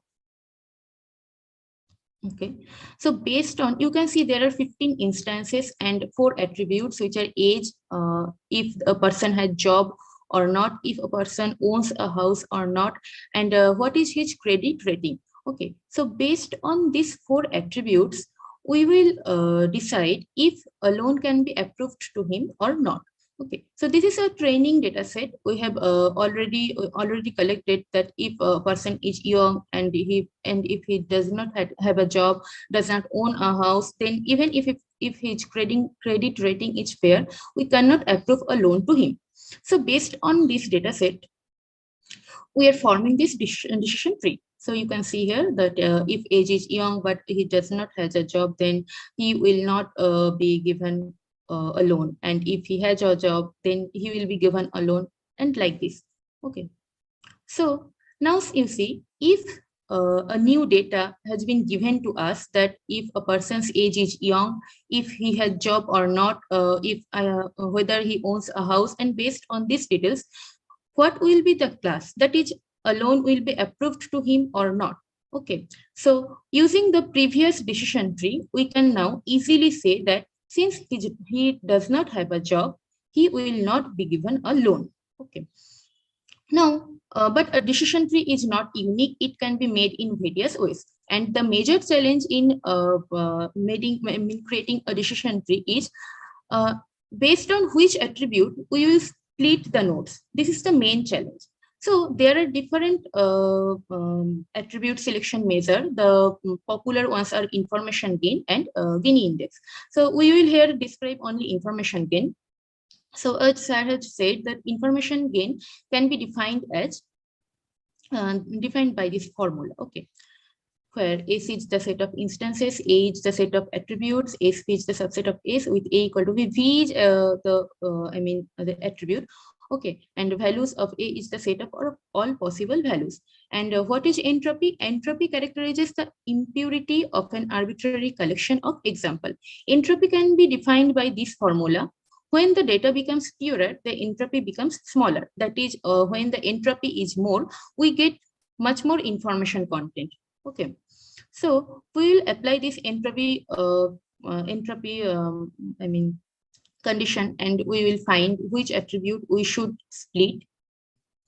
So we again consider this loan data, and here we find the information gain. We find the information gain for age. Okay, we find the information gain for own house, had job, and credit rating. That is for all 4 attributes.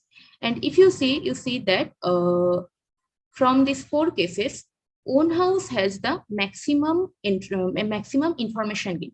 So we will split the data based on this own house attribute. Okay, so now like this we will create a decision tree. Okay, so first let me show you a decision tree which is made on this the last Irish dataset which I showed you. Okay.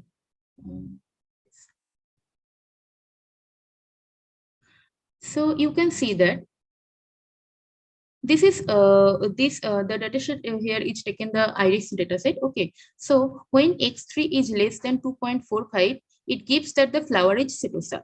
When it is greater than 2.45, then it is divided in more nodes, and when x4 is greater than 1.75, it is virginica, and like this. So the decision tree will be like this. So yes. Now, how to handle continuous attributes? We will handle continuous attributes just like the discrete one. We will just split the attribute into interval at each node. Okay. Now the problem is how to find the best threshold when to divide. In that case, we will again use information gain. Okay, and we will arrange the continuous attributes in increasing order, and we will try all possible cuts between 2 adjacent values Vi and Vi plus 1 and find that one that maximizes the gain, and thus we will again form the decision tree. Now, when to stop the splitting of the nodes of a tree? There may be predefined conditions like minimum number of samples for a node, or deploying the minimum number of samples for a terminal node, or the maximum depth of tree we have allowed previously, or the maximum number of terminal nodes, or the features to consider for split. We can prune the decision tree before it is completely formed, or even after it is formed. Then also we can prune the tree. Okay. So now let us see the k-means clustering. Now k-means is a partitional clustering algorithm. Okay, if we consider these data points x1 up to xn, where xi is an R tuple, it is a vector in real valued space, and R is the number of attributes. Then the job of k-means clustering algorithm is to partition this data set into k clusters. Okay, now the number of k is given by the user, and each cluster has a cluster center, which we call centroid. Now this is the algorithm of k-means. In k-means clustering, you have first assume initial cluster centers. Okay, this you will assume randomly. Then using any distance measure, you have to assign each data point to its closest centroid. After this assignment, you have to compute the centroid using the current cluster membership. And if convergence criterion is not met, then you have to repeat these 3 steps continuously. Okay. So when will this iteration stop? This will stop if there is no reassignments of the data points into different clusters, or change of centroids, or this sum of squared error, this value is minimized. Okay, here Ci is the jth cluster, Mj is the centroid. Now, one thing you have to remember, that k-means clustering can be used on application dataset only if the mean on this dataset is defined and computed. Okay. So let me show you one simple example of k-means clustering. Yes. So let me first show you the dataset, how it will look.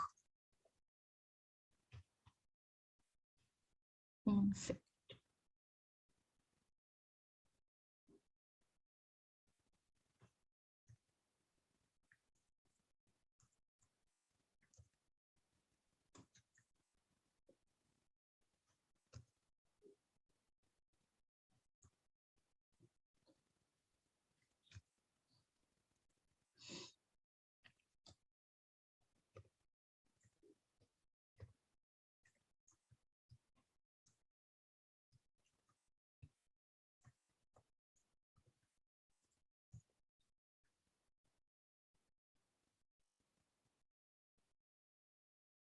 One second, please.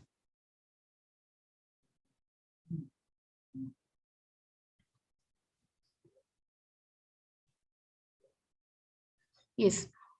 So this is the datashet initially. You will see it right like this. Okay. Now, when I apply k-means clustering on this dataset, I choose 2 clusters. Yes. Now see, there are 2 clusters. Okay. So this is one cluster center, the green ones. This is one cluster center. This is another cluster center. And if this is the cluster center, in this cluster, there are 1, 2, 3, 4, 5, 6, 7 points, and other points which are of purple color. This is under this cluster. Okay. So this is how k-means clustering works. Okay.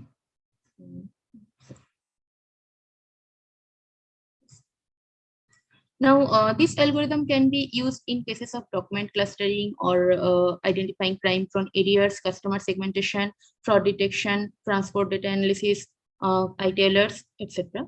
So this is another example. Like if this is the initial data point, then you have to initialize these clusters, and after iterations, 1, 2, 3, 4, 5 iterations, this is the final recomputed centroids and the clusters. See, there is a very negligible change of the cluster centroids or clustering data points. Okay, so this is the final clusters. After that, we will go to logistic regression. Okay, so logistic regression is a regression analysis to conduct when dependent variable is binary. So it squeezes the output of a linear regression between 0 and 1. The formula of the function is given as below. So the graphical representation is like this. This is linear regression, and logistic regression squeezes these values between the 0 and 1, as you see here. Okay, So the pros and cons are like logistic regression is very fast and simple, highly interpretable, and very easy to regularize. It does not require any tuning, but it cannot solve the nonlinear problems because its decision surface is linear. Okay, so let me show you one example of logistic regression also. Okay, so in logistic regression, I have generated the data myself.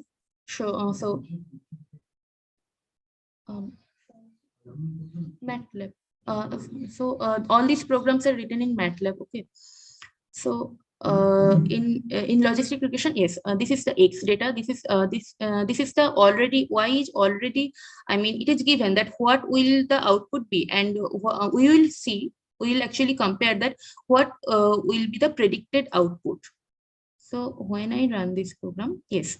So you see that this is this blue line. This blue line is what Y values we are already given.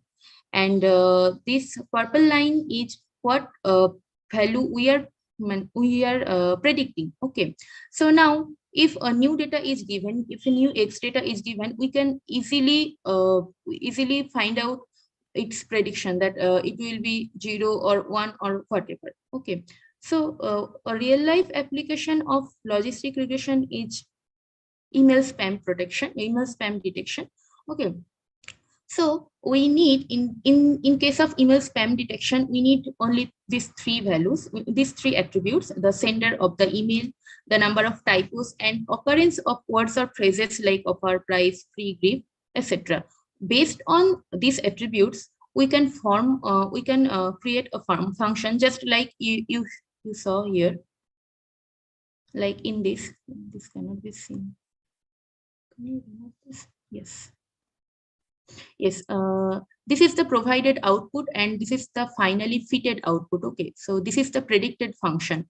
So just like this, based on these three attributes, we can predict a function, and based on that function, in future we can say that if an email is spam or not. If it is 0, then it is spam. It is not spam, and if the value is greater than 0.5, then if it is less than 0.5, then it is not spam.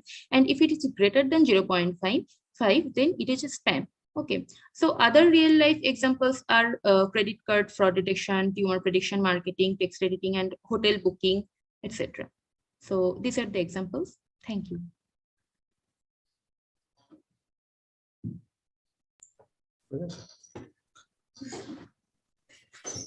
So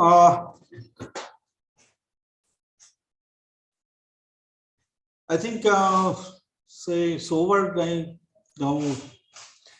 It's time to discuss if anybody has any question. Thank you, sir. Thank you so much. It's a very nice presentation and very informative. And as well as already Shreya showed some practical examples. It's really interesting. So thank you very much. So now it's open for the question and answer session. So anybody, if any questions, so please ask directly, or you can write on the chat session. Okay.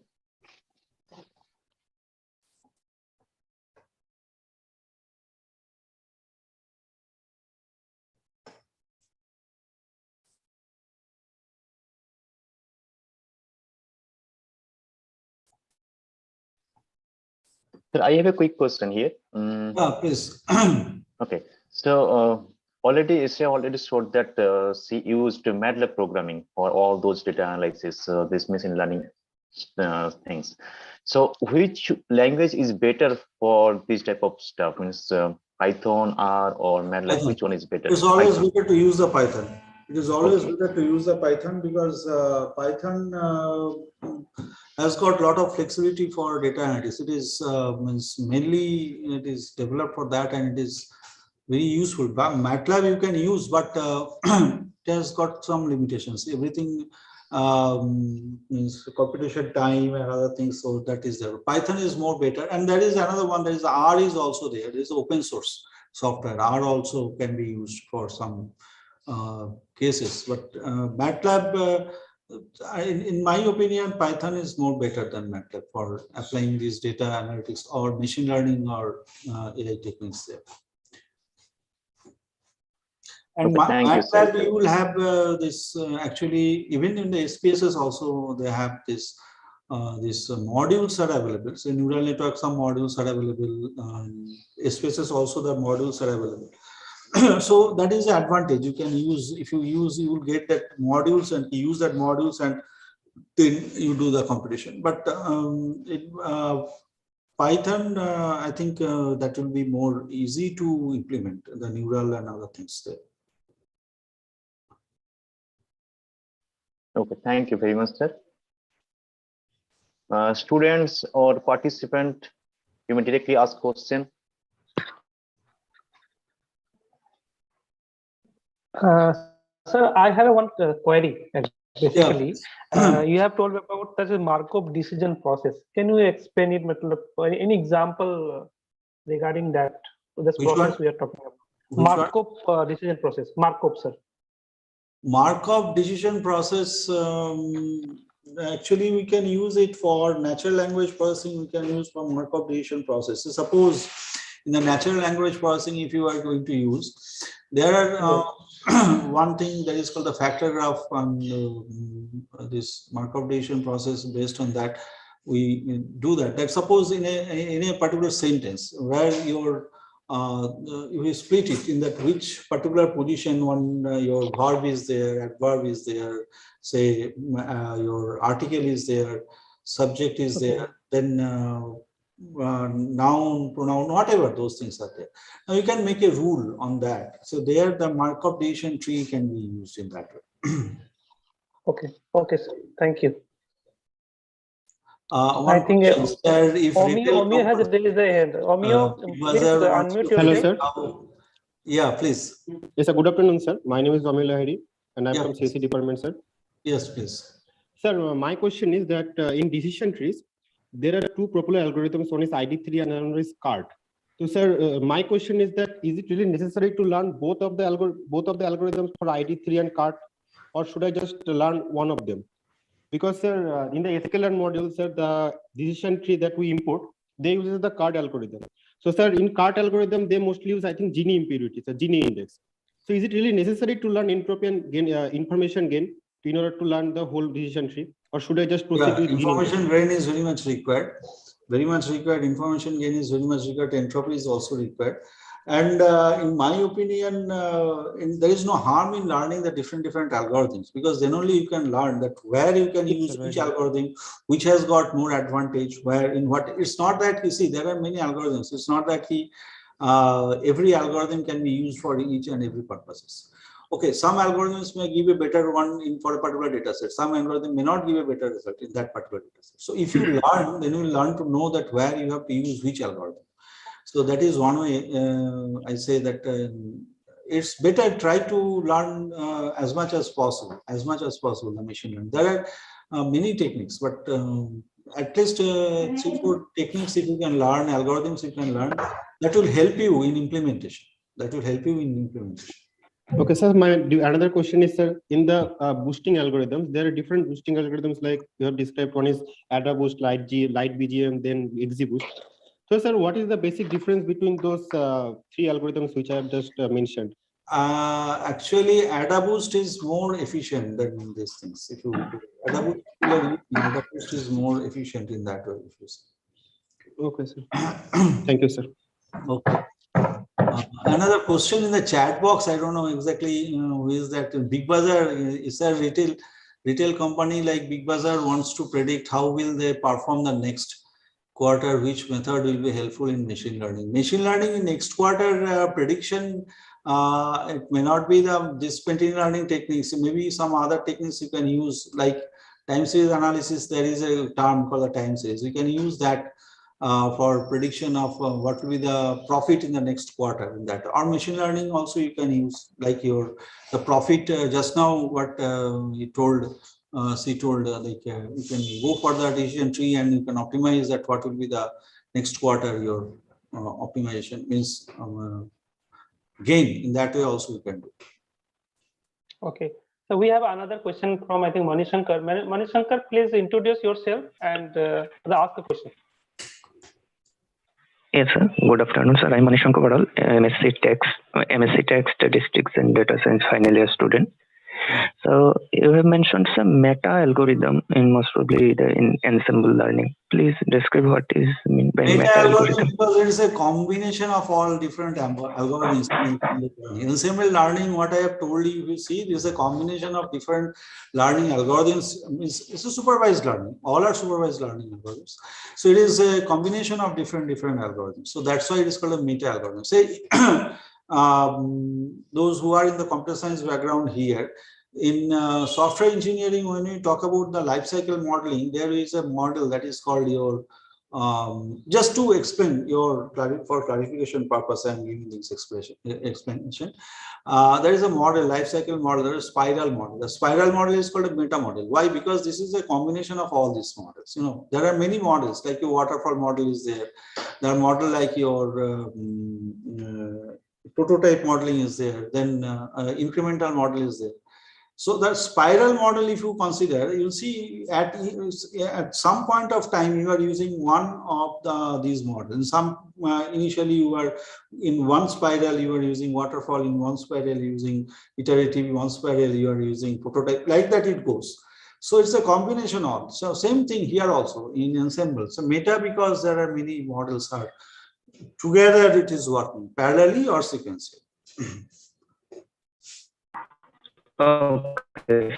And one more question is, in design the bagging, you mentioned that mean value is taken, so it will not work accurately, something. So please explain this. Your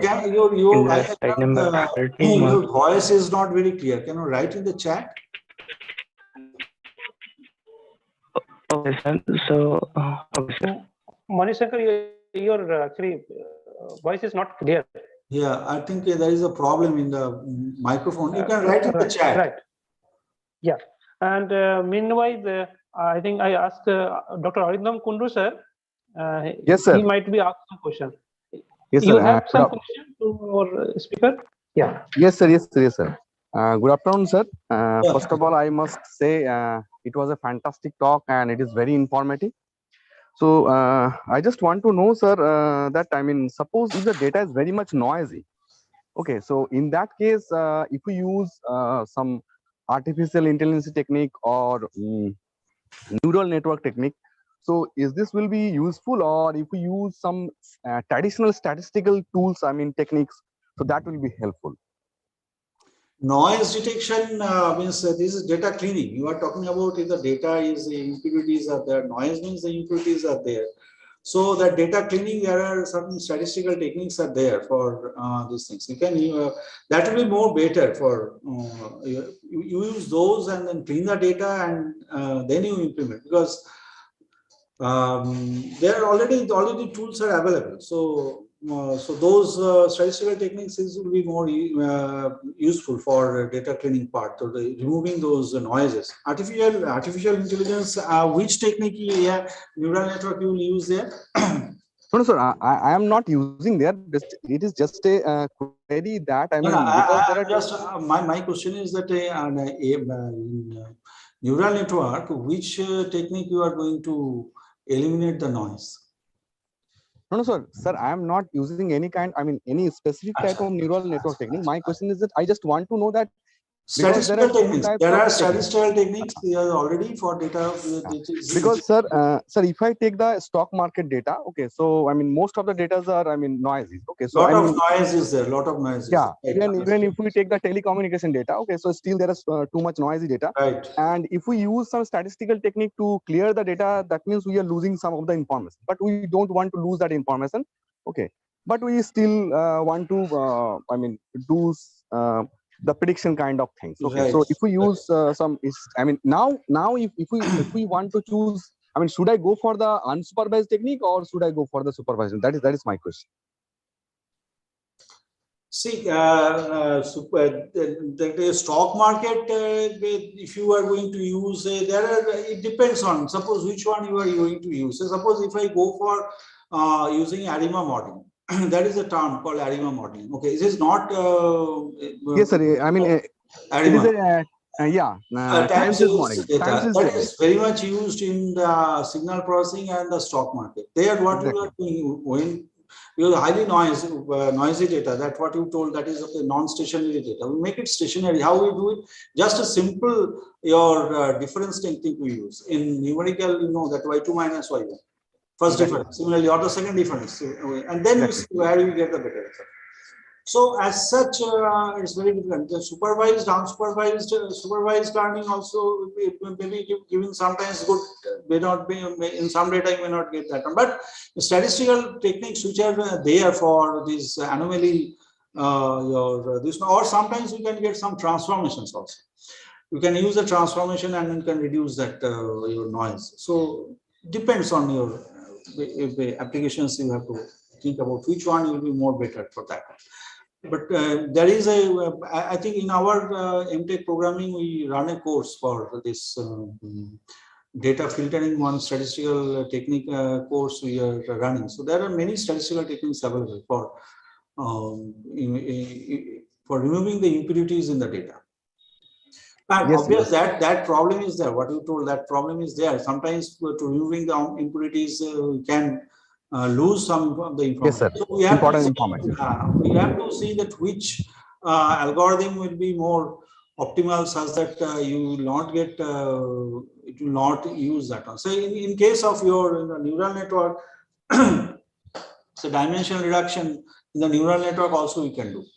In not only the PCA, we can in the neural network also. There's a very efficient neural network. Okay, so encoder and other things are there. So there, from that huge one, it is just it is converging a particular point. So that can be used for your filtering. There you can get the important informations you can keep in deep learning technique when you go for.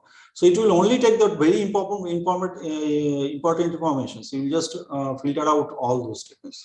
That can be also used there. Okay. Yes, sir. Sir, in the same context, actually, sir, I mean, if I talk about the underfitting and overfitting, and it is generally seen that if we use neural network technique or artificial intelligence, it is generally gives us a, I mean, overfitting kind of things, right, sir? Right, and right.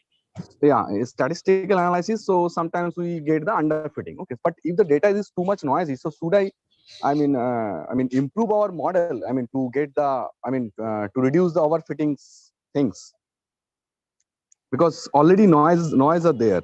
So I mean, overfitting one. What is your question? So overfitting. So my question is that, I mean, if we are using, I mean, it is generally seen that if we use neural network kind of things or artificial intelligence, generally we get the overfitting solution. Yes, overfitting problem is mainly related with the deep learning part. It's a very yes, sir. Yes, sir. Yes, sir. Now, if the data are noisy and if we are getting an overfitting, so that means somehow we are, I mean, we are in bias actually. That is there, but that is the thing what I told you. There are certain techniques that you have to use. I have shown you that is those overfitting to reduce the overfitting. You can go for regularization. There are two types of regularization: L1 regularization, L2 regularization. L2 regularization, and I have to go more detail in that. So L1 regularization or L2 regularization, there is some non-function we use. Okay, exactly, sir. Non-function. Exactly, sir. So now you have to see that which generally L2 gives better. L1 also sometimes used. Okay. So now so that regularization term you add there in the cross entropy function. The cross entropy, if you add this regularization term, that L2 regularization you can reduce your overfitting problem there, or you can reduce the noise also there. And another one thing is the dropout. You can go for the dropout technique. Just what I told you. The dropout means leave out techniques. Dropout means leave out. Leave out techniques. Suppose some of the features you have the data set. Suppose the lakhs of data are there. Data are there. Suppose if you arbitrarily 50 nodes in the neural network you have. Suppose you have a 10 nodes are there. Say each with these different features you are giving as input. So first you just drop any arbitrarily 2 nodes or 3 nodes, and then see how it works. Then similarly, then again install those. You can some other nodes you can remove. So like that, you can make a dropout and then see where it gives you better. So this is another one technique for.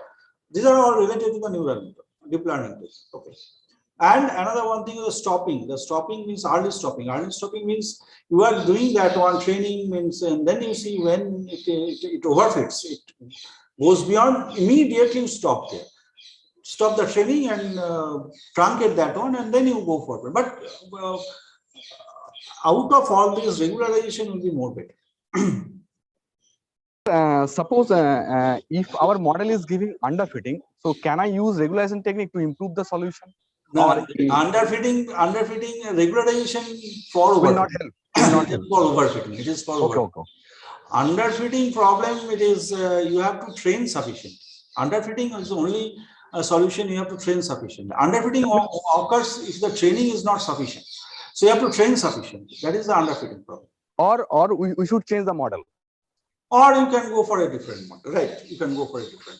Or maybe the algorithm you can change. Training algorithm you may change, like that. Okay, sir. Thank you, sir. Thank you very much, sir. Okay. Thank you, sir. So, sir, I have a generic question. But basically, you have find that there are students from MSc Tech or maybe from BTech Computer Science. So, right. See, they have a course like machine learning and your AI. So, right. What are the basic mathematics or statistics knowledge should have so that they can go for this kind of courses easily? Because what they believe, okay, these are computer science paper. Nowadays, our students are not focusing on the mathematics and statistics courses mainly. So as you have mentioned initially that some of the mathematics courses like linear algebra or probability statistics are very important to learn these courses like your machine learning or AI. So what is your point of view? So actually the machine learning techniques, if you just see the machine learning techniques, it is nothing but statistics. Implementation, there is a computer science, that is your algorithms and other things. So they are making, but a basic part based on which the algorithm is written, that is a statistics, hardcore statistics is there. So you have to know the statistics, mainly the regression, linear, non-linear regression, then logistic regression, different type of regressions are there. Different clustering is also statistics, clustering techniques. These are all multivariate statistics. Mainly multivariate statistics is very much useful. Regressions, all different regressions are very much required for them. Then clustering, principal component analysis, those are very useful tools for your machine learning. They're all machine learning techniques comes in that. Another thing what is required is your in mathematics, that is a linear algebra. You should have good knowledge. Then only you can say just a implementation, that is a different issue. If you just want to write a program in the MATLAB or fit the data, get the result, that is a different type of. There you don't need any knowledge. But if you try to develop algorithm, if you try to understand inside part how it works, and then only you want to develop something new, or you want to means basically if you have the knowledge of the inside part, then only you can improve. You can say that where the problem is occurring if you are not getting the result. So there you need this partial differential equation, the knowledge of partial differential equation, partial derivatives, mainly partial derivatives, chain rules.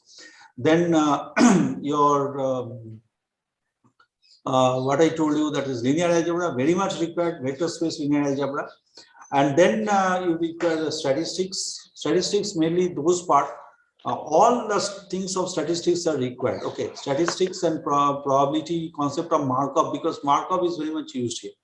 Concept of Markov chain. So these type of mathematics, linear, non-linear regression. So these are the mathematics they should learn. Other than this, they have to learn from the computer science part, the algorithm and data structure. This is not that a BTech level algorithm, it's a little bit higher level algorithm design techniques they should learn, and then advanced data structure and DBMS. These are the things which they require. And other than this, there is another thing which I feel is very much required, is optimization. Because there are a lot of optimization techniques are used for to reach to a global optima or minimum, you can say. So these are the things required. Out of that, what I told mostly are mathematics and the algorithm, data structure, and EVMS. These are all the computer science part. Okay, sir. Okay, so thank you. Thank you for sharing your. Welcome. Sudip sir, are you here?